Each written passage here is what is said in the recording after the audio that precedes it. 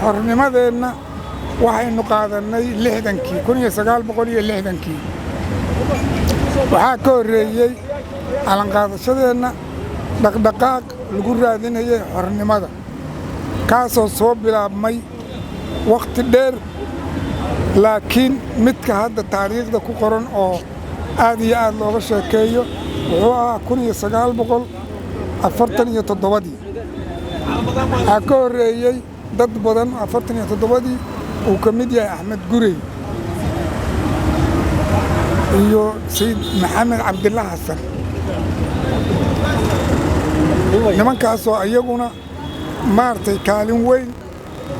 oo taariikhda adduunka gashay ku lahaa xornimadii markii la qaatay 60kii waa calankeenna ayaa la taagay 60kii waxaana midoobay gobollada koonfureed iyo gobollada waqooyi oo ka horreeyey koonfurta muddo yar ka horreeyey ayaga waxay qaateen calanka 1960kii luulyo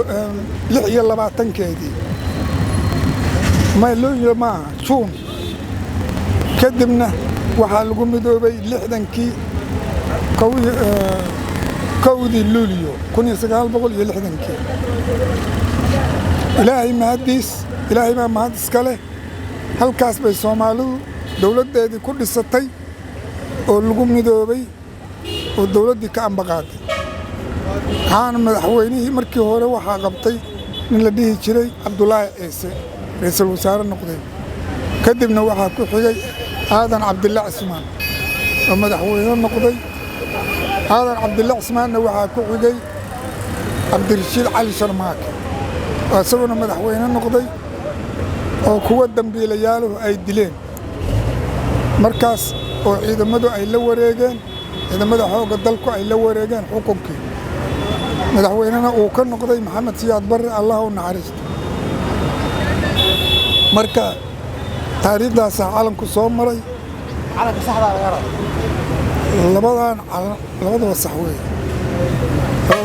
calankan iyo calankan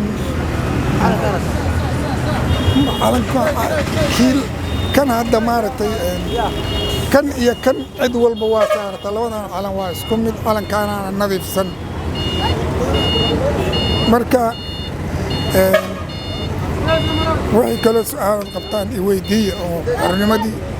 aad kale iga weydiinaysaa waxay noo qabtaa marxaladii soo maray intii aan la qaadan xornimada intii aan la qaadan dee gumaysiga lagu jiray Talyaani Ingiriis haddii kuma intaasoo dhan baa soo gumaysatay xabashiina xitaa mar bay soo gumaysan jirtay marka xornimadiina waa inay sheego waxaan qaadanay 60kii xornimadii inta ka dambaysayna Maxamed Siyaad Barre xukunka qabtay asaga shaqo badan qabtay dawladda dhisay aad iyo aad gobollada u dhisay 18 gobol buu gaarsiiyey gobollada 8 gobol bay ahaayeen 10 buu ku daray 18 gobol buu gaarsiiyey ilaa waqooyi waa mideeyey ummadda Soomaaliyeed meel weyn buu gaarsiiyey Afrika badan buu xoreeyey oo xornimo ka gaarsiiyey aad buu u dadaalay ninkaas kadib jamhadaha kacay oo xukunkii ka riday aad iyo aad baa Soomaalidu u dhibaatay way burburtay ilaahay mahadi haddana